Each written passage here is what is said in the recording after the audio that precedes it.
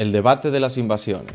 Una de las cuestiones más disputadas en los debates sobre la posibilidad de establecer sociedades sin Estado es la de cómo se defenderían estas sociedades a falta de un ente monopolista de los servicios de defensa. En ausencia de tal entidad, los habitantes de un determinado territorio serían fácilmente vencidos por el invasor, al carecer estos de organización y de un mínimo de acción colectiva que pudiera confrontar con éxito al agresor. El tema es fascinante y mucho más profundo de lo que a primera vista pudiera parecer, y de hecho se podría decir que es una suerte de analogía en el mundo de la política a lo que fue en su momento el debate sobre la imposibilidad del cálculo económico en una economía socialista en la teoría económica. Requiere entender muy bien los mecanismos de coordinación humana y la capacidad de llevar a cabo acciones colectivas en ámbitos excluidos total o parcialmente de los mecanismos de coordinación económicos habituales, como los precios monetarios u otras fórmulas de cálculo alternativas. En primer lugar, debemos establecer que el concepto de invasión no es algo fácilmente definible. Por principio, podríamos perfectamente definir cualquier agresión o violación de nuestra integridad física o material como una invasión. Toda agresión violenta por parte de otra persona podría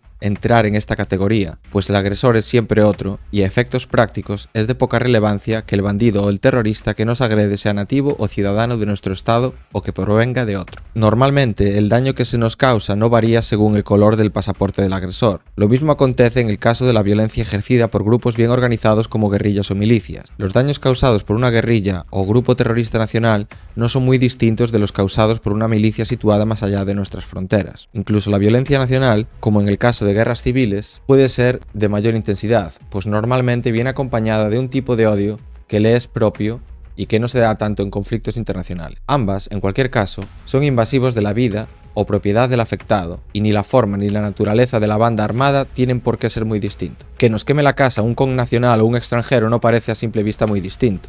Sin embargo, en lo que respecta al tema que estamos discutiendo en estos artículos, sí parece ser relevante. Si bien en ambos casos el Estado usa esa amenaza potencial de violencia como la razón última que justifica su existencia, en el caso de la invasión de nuestra vida o propiedad por nacionales, podría ser visto como un fracaso o fallo del Estado en llevar a cabo sus funciones, demostrando su incapacidad de hacer cumplir su reclamado monopolio de la violencia. De hecho, autores como Van Creveld, en su The Rise and Fall of the State, predicen que los estados modernos enfrentados a formas de violencia no convencionales como el terrorismo yihadista o las nuevas formas de crimen organizado no sabrán ni podrán darles respuesta adecuada, dado que las formas que éstas usan descolocan las pautas de gestión de la violencia de aquello. Un tanque o un avión de combate valen contra otro estado o contra una guerrilla organizada militarmente, pero no contra mafias reticulares como la Nangreta o contra lobos solitarios del Estado Islámico. Incapaz de afrontar desafíos nuevos, el Estado tradicional tendría que cambiar de forma o desaparecer como monopolista de la violencia, prevé este autor, reputado teórico militar de la Universidad Hebrea de Jerusalén. Si bien la violencia interna puede ser usada para deslegitimar el poder estatal, en cambio la violencia ejercida por grupos organizados fuera de nuestras fronteras parece ser un argumento de mucho peso para seguir legitimando teóricamente la existencia del Estado. Y sin duda lo es, por lo que se hace necesario cuando menos discutirlo con cierto detenimiento. Si no los he entendido mal, este tipo de argumentos presume que una sociedad carente de Estado sería fácilmente invadida y sus habitantes asesinados, esclavizados o saqueados por parte de algún grupo organizado ajeno a tal comunidad anarquista. Es una visión que parte de una suerte de pesimismo antropológico al estilo de Hobbes, según la cual los humanos estaríamos en perpetuo conflicto unos contra los otros y solo la mano de hierro del Estado, usada, claro está, con intenciones benéficas, podría eliminar tal amenaza, que parte del terror atávico del ser humano a ser muerto o dañado por sus congéneres. Partiendo de tal premisa, podemos diseñar algunos escenarios de invasión. El primero sería un territorio anárquico rodeado de estados. Los críticos del anarcocapitalismo prevén que tal territorio sería con mucha probabilidad invadido, bien por los estados circundantes, bien por hordas o bandas procedentes de esos territorios. Como en cualquier lucha, el resultado dependerá de la fuerza relativa de cada actor, de la capacidad de disposición a luchar, de la superioridad de armamento, etc. Pero recordemos que los estados modernos excluyen a la mayoría de la población de la capacidad de defenderse, privándola de entrenamiento y armamento. El mero hecho de confrontar una anarquía contra uno o varios estados no nos puede decir nada a priori. Lo mismo acontece en las luchas entre estados, sin que la mera existencia de estos pueda garantizar su supervivencia o evitar la agresión. De poco le valió el Estado a los checos, belgas, daneses o franceses, aun teniéndolos muy evolucionados frente a los nazis. Los romanos con todo su Estado no pudieron resistir a las hordas mal organizadas y casi anárquicas de godos o vándalos. El Estado etíope dudo que pudiera causar mucho daño a una Texas ácrata probada por los fieros Minutemen de la asociación del rifle. El resultado del conflicto dependería, por tanto, de la capacidad militar de las partes, y la mayor o menor anarquía sería un factor más del combate. Si el Estado garantizase por su mera existencia la ausencia de invasiones, sería un elemento muy a favor en nuestro debate y no sería el primero en reconocerlo, pero la existencia del mismo nos ha librado a un número muy importante de pueblos de ser invadidos y derrotados, exactamente igual que lo que nos dicen que ocurriría en una situación de anarquía. El argumento estatista se completa con la idea de que sería imposible establecer ningún tipo de acción colectiva que permitiese la defensa frente al invasor. Como en otras ocasiones hemos manifestado, resulta curioso observar cómo grupos enormes de personas son capaces de organizarse en anarquía para construir empresas y asociaciones de todo tipo, coordinadas a través de precios o reglas tácitas de conducta, y en cambio no serían capaces de organizarse para defender sus vidas o la de sus seres queridos. La historia nos muestra que sí han sido capaces, bien a través de confederaciones para la guerra, como las naciones indias frente a la agresión del Estado norteamericano,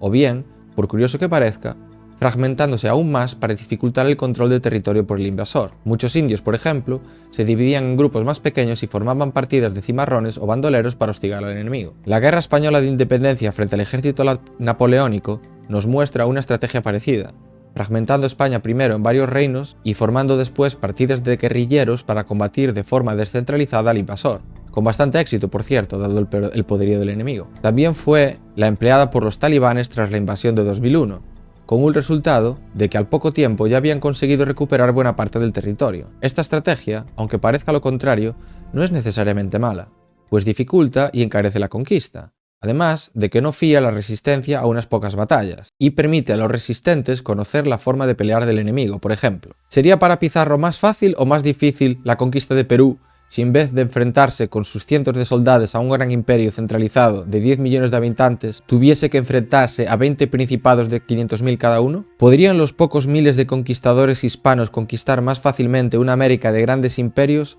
o una América compuesta de muchas sociedades sin Estado? Como siempre, todo dependerá de la capacidad bélica de unos y otros, pero intuyo que la anarquía no haría más difícil defenderse de la invasión, sino más fácil. Incluso, en el caso de una invasión de alienígenas, cabría discutir cuál podría ser la mejor estrategia, bien concentrar las fuerzas y fiarlo todo a un ente centralizado, o descentralizarse y combatir al enemigo de forma descentralizada, obligándolo a ocupar todo el terreno y combatiéndolo con formas variadas de lucha. Otra cuestión que se podría plantear al hilo de este debate es la idea de que todos procederían a invadir al más débil. A Alemania le sería muy fácil conquistar Luxemburgo, igual que a Francia Mónaco o a Senegal Gambia. ¿Por qué no lo hacen? Según la lógica de la conquista de los estatistas, sería indiferente a efectos prácticos conquistar una anarquía con un estado más débil, pues la capacidad de oponerse sería más o menos la misma. Pero la respuesta es que la conquista normalmente no aporta grandes ventajas al conquistador, y menos en el actual contexto de integración y globalización económica. Es más barato y beneficioso comprar e intercambiar que conquistar e invadir. En la era de Internet es más barato, cómodo y menos arriesgado obtener bienes a través de Amazon o Alibaba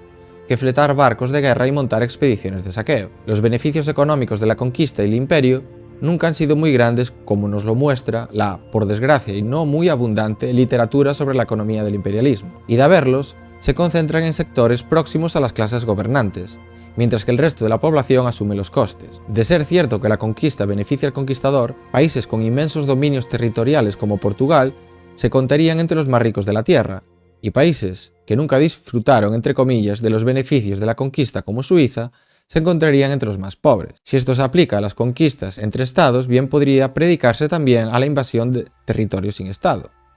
Según esta lógica, a los habitantes de estos territorios les bastaría para defenderse con encarecer la invasión hasta el punto de que ésta no compense, y los conquistadores prefieran usar un teléfono móvil para obtener lo que precisan en vez de someterse a las penurias de asedios y trincheras. De hecho, la lógica de la guerra moderna va en esta línea, y trata no tanto de obtener victorias militares como de conseguir que el agresor se agote y desista. De todas formas, el peligro de invasión existe, de ahí que autores anarquistas como Huemer afirmen que los primeros experimentos de sociedad sin Estado aparecerán en zonas altamente desarrolladas y pacíficas del mundo, en las cuales los propios habitantes del territorio agresor verían como algo inaceptable el hecho de agredir a vecinos pacíficos y con los que se mantienen relaciones comerciales y personales satisfactorias. Pero del posible origen de las futuras sociedades anarcocapitalistas nos ocuparemos en algún otro debate de esta índole.